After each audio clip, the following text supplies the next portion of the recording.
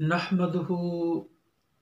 ونصلي ونسلم على رسوله الكريم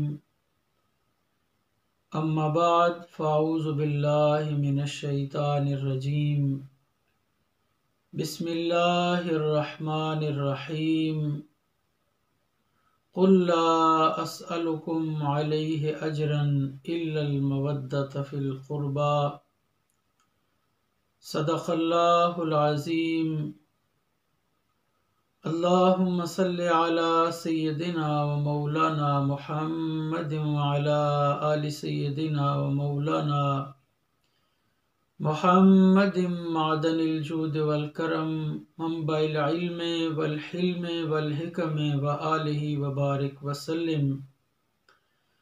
يا أهل بيت رسول الله حبكم فرض من الله في القرآن أنزلا يكفيكم من عظيم الفخر أنكم من لم يصل عليكم لا صلاة له. معزز و محترم سامعین، السلام علیکم ورحمۃ اللہ تعالی وبرکاتہ. تمام بزرگان دین صوفیاء کرام کی زندگیوں میں جو نمایاں وصف نظر آیا ہے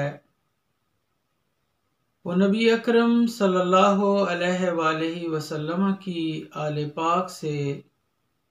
بے پناہ محبت رہی ہے.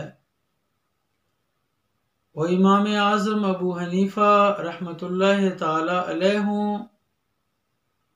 کہ جنہوں نے اہل بیت اطہار کے لیے بڑھاپے کی عمر میں جیل کی سزا کو اور جیل کی سلاخوں کو قبول کر لیا، لیکن محبت اہل بیت اطہار سے دستبردار نہ ہوئے. خواہ وہ امام مالک رحمۃ اللہ تعالی علیہ ہوں کہ عباسی ناسبیوں نے جن کے بازو تو توڑ دیے لیکن وہ سید محمد نفس زکیہ علیہ السلام کی حمایت سے دستبردار نہ ہوئے. خواہ وہ امام شافعی رحمۃ اللہ تعالی علیہ ہوں جنہوں نے ساری زندگی نواسب سے ٹکر لے رکھی، انہیں بغداد سے نکالا گیا تو آپ نے کہا کہ مجھے بغداد سے نکلنا تو منظور ہے لیکن میں محبت اہل بیت اطہار سے دستبردار نہیں ہو سکتا. تو ان تمام جلیل القدر ہستیوں کی طرح امام العارفین عارف کھڑی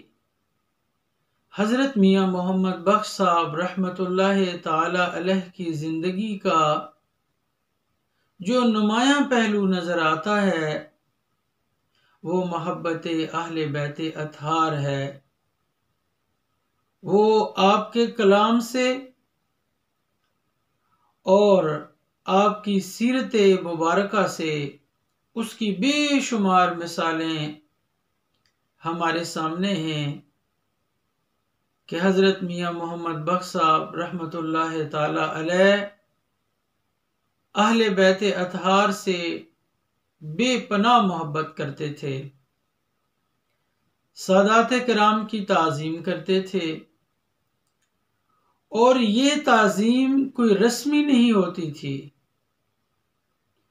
بلکہ یہ ان کی زندگی کا ایک انتہائی نمایاں پہلو تھا جس کو آپ کے تمام سیرت نگاروں نے بہت نمایاں کر کے لکھا ہے. تاہم میں آپ کے سامنے حضرت میاں محمد بخش صاحب رحمۃ اللہ تعالی علیہ کے خانوادہ سے تعلق رکھنے والے ایک مایہ ناز قلمکار میاں محمد سکندر صاحب کی یہ تصنیف ہے عارف کھڑی. تو حضرت میاں محمد بخش صاحب رحمۃ اللہ تعالی علیہ کے خانوادہ کے ہی یہ فرد ہیں، تو ان کی سوانح عمری جو عارف کھڑی کے نام سے انہوں نے مرتب کی ہے اس میں حضرت میاں صاحب رحمۃ اللہ تعالی علیہ کی اہل بیت اطہار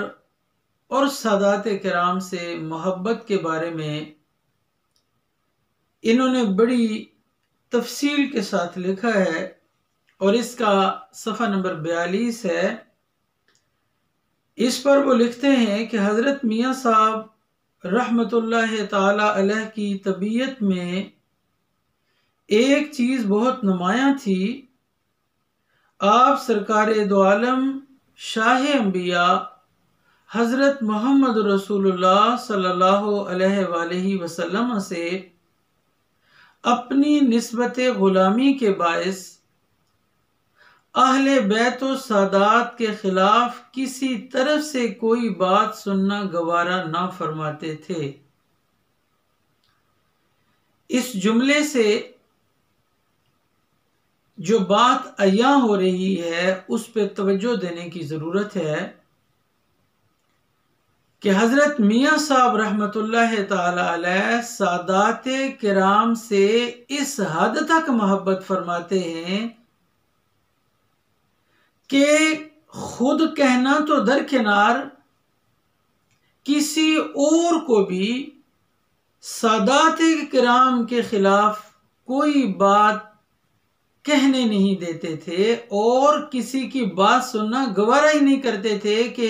حضرت میاں صاحب رحمۃ اللہ تعالی علیہ کے پاس کوئی آ کر سادات کرام کے بارے میں کوئی لغو بات کرے، کوئی بے بنیاد بات کرے، کوئی بیہودہ بات کرے۔ تو یہ فکر ہے حضرت میاں محمد بخش صاحب رحمۃ اللہ تعالی علیہ کی۔ اگر کوئی آدمی حضرت میاں صاحب رحمۃ اللہ تعالی علیہ کی فکر کا ابلاغ چاہتا ہے تو وہ یہ تعلیمات ہیں جو ان کی سوانح نگاروں نے احاطہ تحریر کے اندر لائی ہیں۔ اس سے حضرت میاں صاحب رحمۃ اللہ تعالی علیہ کا سادات کرام کے ادب و احترام کا جو معاملہ ہے وہ کتنا عیاں ہو رہا ہے کہ حضرت میاں صاحب رحمۃ اللہ تعالی علیہ کے پاس کوئی آ کر سادات کرام کے خلاف کوئی توہین آمیز کوئی بات یا ان کی ہتک سے متعلق کوئی بات کرے، حضرت میاں صاحب رحمۃ اللہ تعالی علیہ کا وہ کوئی بات سننا بھی گوارا نہ فرماتے تھے۔ یہ حضرت میاں صاحب رحمۃ اللہ تعالی علیہ کی زندگی کا جو نمایاں پہلو اور یہ الفاظ ہیں کہ ان کی طبیعت میں جو بات بہت نمایاں وہ یہ ہے کہ آپ سادات کرام کے خلاف کسی کی کوئی بات سننا گوارا نہ کرتے تھے۔ اب اس پہ انہوں نے کچھ واقعات بھی بیان کیے ہیں، آپ وہ بھی سن لیجئے۔ پہلا واقعہ بیان کرتے ہیں کہ ایک دفعہ کا ذکر ہے کہ مال افسر جو میرپور تعینات تھے اور حضرت میاں صاحب کے عقیدت مند تھے، انہوں نے ایک سید کلرک کو جو ان کے دفتر میں کام کرتے تھے کسی جرم کی پاداش میں معطل کر دیا۔ وہ کلرک جو سید صاحب تھے حضرت میاں صاحب رحمۃ اللہ تعالی علیہ کے پاس آئے اور شکایت کی کہ حضور میں ایک عیالدار ہوں اور سرکار عالم صلی اللہ علیہ وآلہ وسلم کی آل سے ہوں اور ملازمت کے سوا کوئی اور ذریعہ معاش نہیں ہے۔ فلاں مال افسر صاحب نے ملازمت سے معطل کر دیا ہے، اسے کہیں کہ وہ مجھے نوکری پر بحال کر دے۔ اس کے بعد مال افسر مذکور 2-3 بار حضرت میاں صاحب کے پاس آئے، مگر حضرت میاں صاحب نے کوئی بات نہ کی اور وہ مجلس میں بیٹھ کر ان سے کوئی بات چیت کیے بغیر اٹھ کر چلے جاتے، اور حضرت میاں صاحب کے جلال کے خوف سے اتنی جرت بھی نہ کر سکتے کہ ناراضگی کی وجہ دریافت کریں۔ اب یہاں پر آپ صوفیاء کا انداز دیکھیں۔ صوفیاء کرام کی تبلیغ کا انداز جو ہوتا ہے وہ مجادلانہ نہیں ہوتا بلکہ مصلحانہ ہوتا ہے۔ تو حضرت میاں صاحب رحمۃ اللہ تعالی علیہ نے حضرت وہ سید صاحب شاہ صاحب کا مسئلہ حل کرنے کے لیے وہ جو مال افسر صاحب تھے ان سے محض یہ کیا کہ کلام ان سے کرنا چھوڑ دیا. اب ظاہر حضرت میاں صاحب رحمۃ اللہ تعالی علیہ جیسی شخصیت کے پاس کوئی بندہ آئے اور حضرت میاں صاحب اس کی بات بھی نہ سنیں اور اس کی طرف توجہ نہ کریں تو یہ کوئی معمولی سزا تو نہیں ہے اس کے لیے. خیر وہ افسر مال آتے اور چلے جاتے اور میاں صاحب کے جلال کی وجہ سے کوئی بات نہ کر سکتے. آخر سائیں نجیب اللہ مرحوم کی وساطت سے اتنا پتا چلا کہ کلرک شاہ صاحب جو معطل ہوئے ہیں ان کی شکایت وجہ ناراضگی ہے. آپ اندازہ لگائیے اس بات کا کہ ایک سید صاحب ہیں، ملازم ہیں، اور ان کو معطل کر دیا ہے کسی افسر نے، افسر مال نے. اب یہ ایک محکمانہ کارروائی ہے. جو ملازم لوگ ہیں وہ اس کو بہتر سمجھتے ہیں کہ بسا اوقات افسران جو ہیں وہ ملازمین کو معطل کر دیتے ہیں تو یہ ایک سروس کا حصہ ہے. لیکن حضرت میاں صاحب رحمۃ اللہ تعالی علیہ کو یہ بھی گوارا نہ تھا کہ کوئی آفیسر جو ہے وہ کسی سید کو معطل کرے. ان کی شکایت وجہ ناراضگی ہے. ایک دن جرت کر کے وہ افسر مال جو تھے حضرت میاں صاحب سے عرض کی کہ حضور شاہ صاحب کا جرم اس قابل تھا کہ انہیں نوکری سے برخاست کر دیا جاتا، مگر از راہ ہمدردی میں نے صرف ان کو معطل کیا ہے. اب وہ جو اپنی جواز جو ہے وہ افسر مال صاحب رکھ رہے ہیں اور کہتے ہیں کہ ان کا جرم بہت زیادہ تھا، تو جرم کو دیکھا جائے تو ان کو نوکری سے ہی فارغ بنتا تھا، لیکن میں نے ہمدردی کی ہے اور ان کو معطل کیا ہے. آپ افسر مال کے اس جواز کو سنیں اور اس پہ جو حضرت میاں صاحب رحمۃ اللہ تعالی علیہ نے اپنا رد عمل دیا وہ الفاظ قابل غور ہیں اور